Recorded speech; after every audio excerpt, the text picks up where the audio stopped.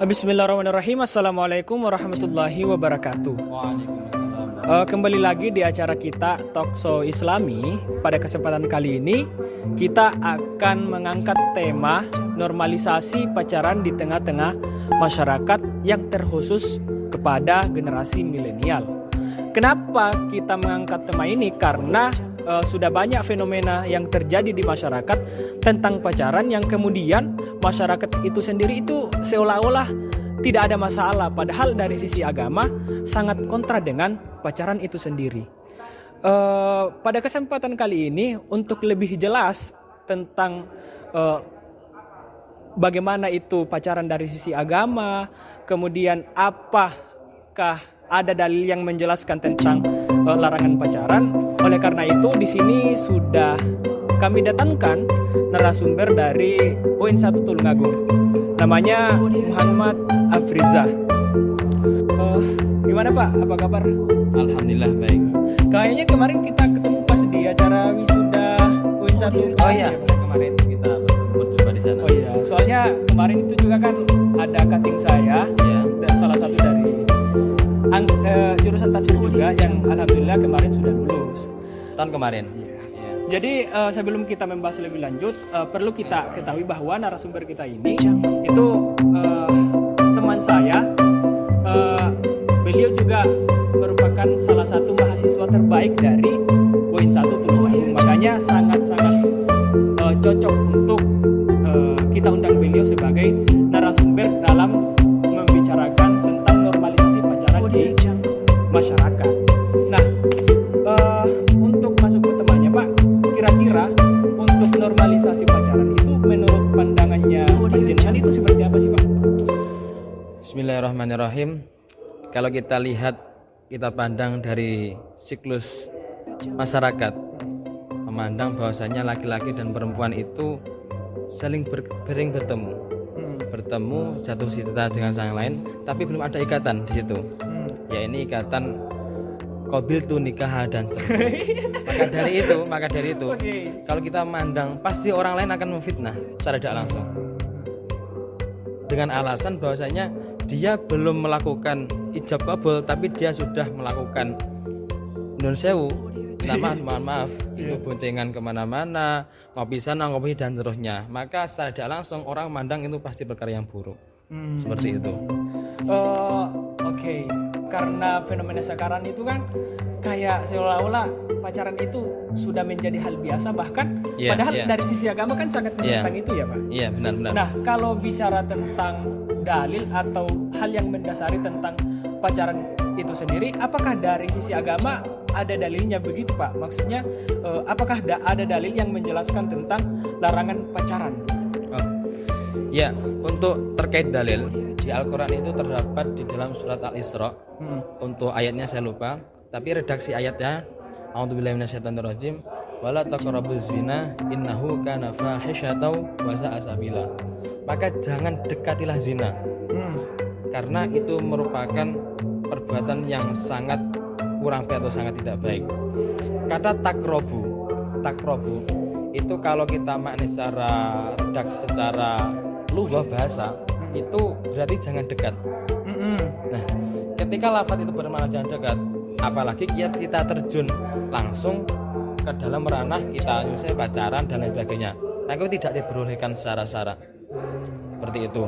Nah, untuk kalau kita lihat dari pandangan para ulama mufassirin, terutama ya Ibnu Katsir atau dan selanjutnya, itu menganggap bahwasanya itu sesuatu perkara yang bisa dinisbatkan menjadi suatu perkara yang besar. Seperti contoh adalah suatu yang termasuk kezaliman yang sangat besar, karena menangkap aspek-aspek dari zinanya tersebut. Seperti itu. Nah, saya berangkat dari orang yang awam ya Pak. Iya. Kan di dalam Al-Quran itu kan menjelaskan tentang zina. Maksudnya tidak secara spesifik itu menjelaskan tentang pacaran. Apakah antara zina dan pacaran itu punya korelasi antara satu sama lain, sehingga kok ada beberapa ulama yang mengkaitkan pacaran sama dengan zina begitu? Ada. Jadi gini, setiap kita akan masuk ke ruangan, kita istilah dulu ya, istilah dulu. Kita gambaran kecil dulu. Setiap kita akan masuk ke satu ruangan, itu di sana pasti ada pintu. Yo. Paham pintu. Nah, maka dari itu nisbat dari pacaran itu merupakan pintu ketika kita masuk ke dalam ruangan tersebut. Itu. Apabila kita masuk ke dalamnya, maka ya wes itu tidak langsung entah ada orang yang melihat, ada orang itu pasti terjadi. Wallahu alam seperti itu. Nah, kira-kira kalau kan saya memposisikan sebagai generasi milenial ya Pak. Iya.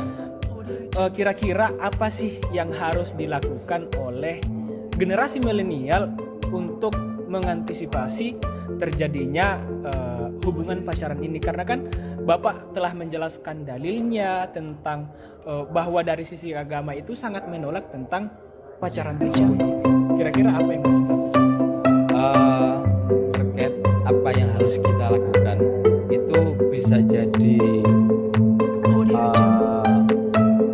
pagar atau bisa jadi sandaran bahwasanya yang kita lakukan itu yang pertama, jauhi perkara-perkara yang bisa melibatkan ke dalam pacaran. Yang pertama. Kira-kira seperti apa tuh Pak?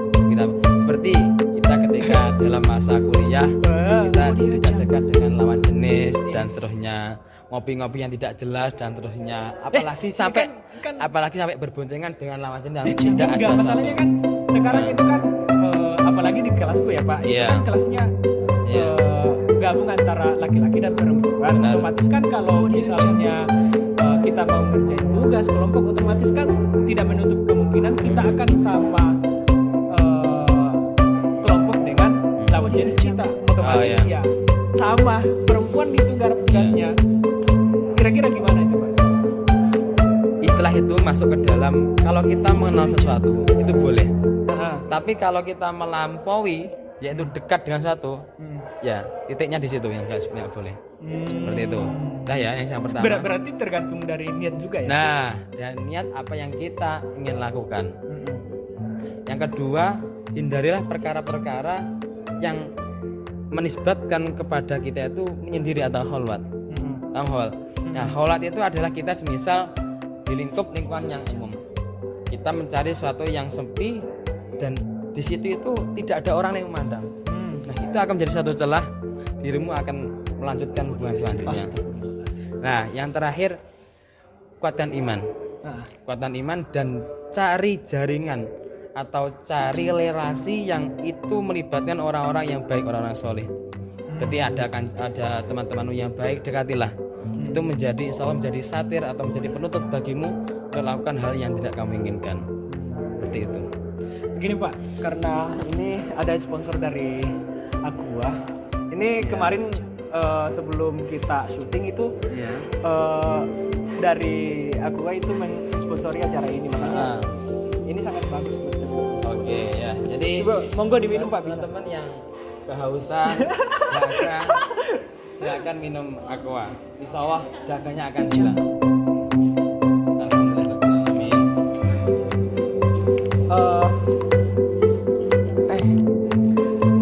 Terakhir nih Pak, karena waktunya sudah mepet nih.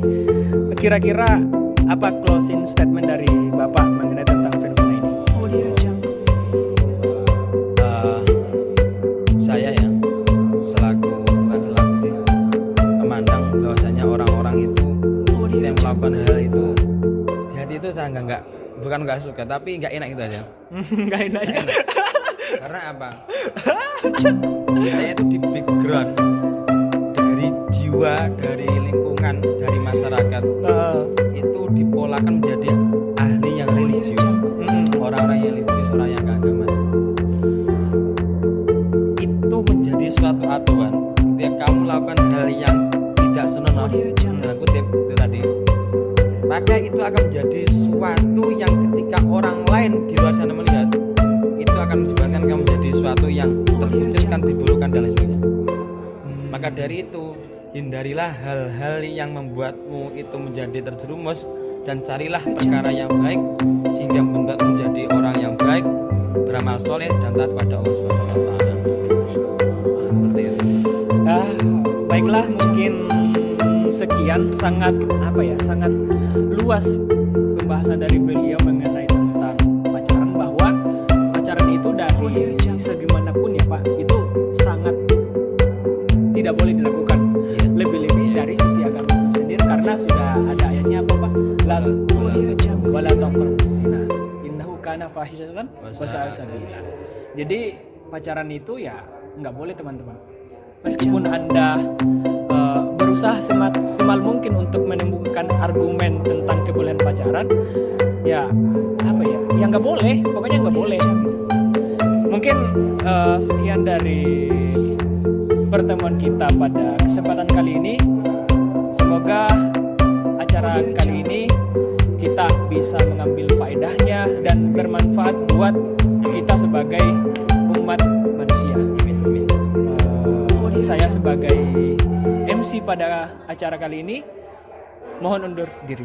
Assalamualaikum warahmatullahi wabarakatuh. Waalaikumsalam warahmatullahi wabarakatuh.